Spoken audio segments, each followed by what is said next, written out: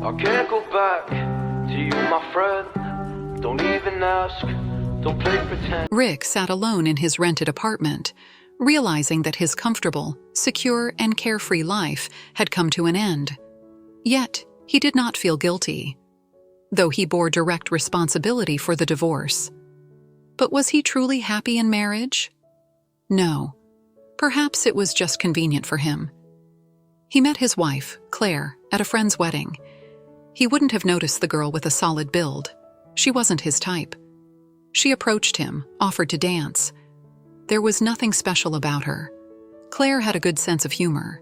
She told him she sold pastries at a kiosk to make a living. Rick believed her. She looked exactly like a pastry seller, probably having them for breakfast, lunch, and dinner. Rick himself worked as an ordinary welder at the factory. However, it was fun and enjoyable with her. Claire wrote her number to Rick and asked him to call if he felt lonely. "Sure, I'll call you. Why do I need you?" Rick thought to himself. The next day, when Rick and his friend discussed the wedding, he learned that Claire had deceived him. She didn't sell pastries. She was the daughter of wealthy parents who owned a large chain of dental clinics. A light bulb went off in Rick's head. This was his chance for a happy and secure future. He needed to get Claire's attention. He called her, lied that he missed her company and jokes, and suggested going on a date. From her voice, it was clear she was pleased with the attention from an attractive man. Moreover, Rick was skilled at spinning yarns. On the first date, Rick managed to impress Claire. She was hooked. They started dating. She showered him with expensive gifts, took him to restaurants. Vadim liked it very much. However, there was something that spoiled everything in their relationship. Rick felt uncomfortable and even ashamed in the company of a plump woman.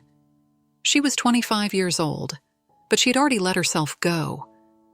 He subtly hinted to her about the need to stop eating sweets and start exercising, but she ignored him. Rick was accustomed to beautiful and graceful women. Claire herself proposed marriage. She said her parents would give them a 3-room apartment and deposit money into their account upon marriage registration. Rick liked this idea. So what if he found her repulsive? Money could make up for this discomfort. He married Claire. In front of her parents, he played the role of a loving husband, ready for anything. Claire's parents recommended him to get an education and then promised to help with employment. They wanted their son-in-law to match their daughter's level. After the wedding, the newlyweds went on a trip. Rick felt very uncomfortable spending time with Claire. He especially disliked being close to her. But for the money, he was willing to endure. He felt uncomfortable being seen with her in public. "Darling, take my hand. You're not a child for me to hold your hand. Just walk beside me. Let's go to that cafe. I'm hungry." "But we just had breakfast?" "Well, I want dessert." Their communication went something like this. Rick felt disgusted watching her eat. Claire aroused very unpleasant feelings inside him.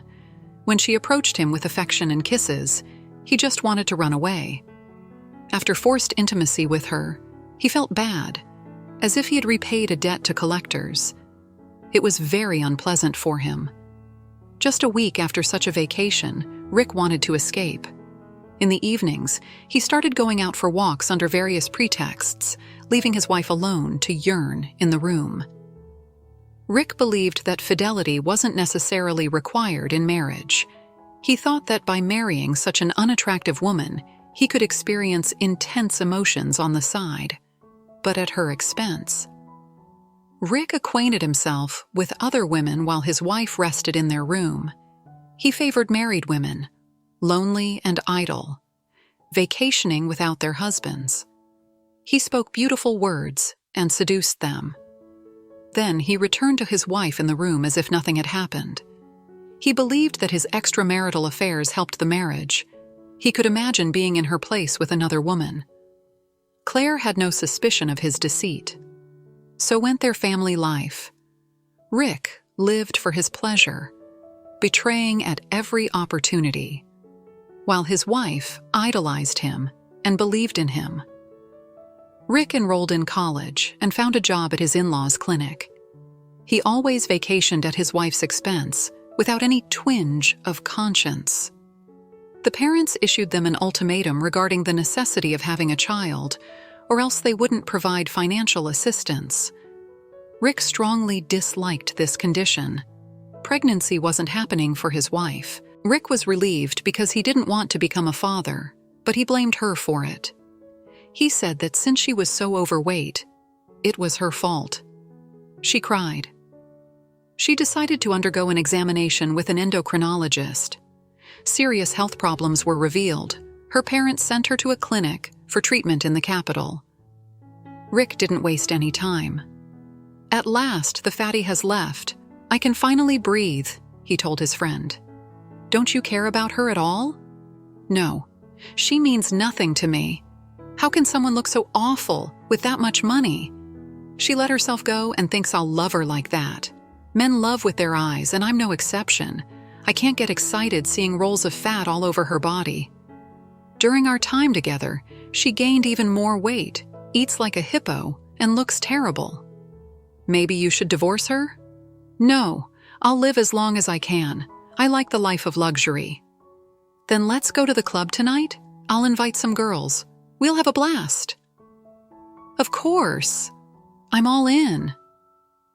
That evening, Rick thoroughly enjoyed himself at the club. They drank a lot, danced, and then he invited a girl home to his wife's apartment. He didn't know that Claire's friend was at the club.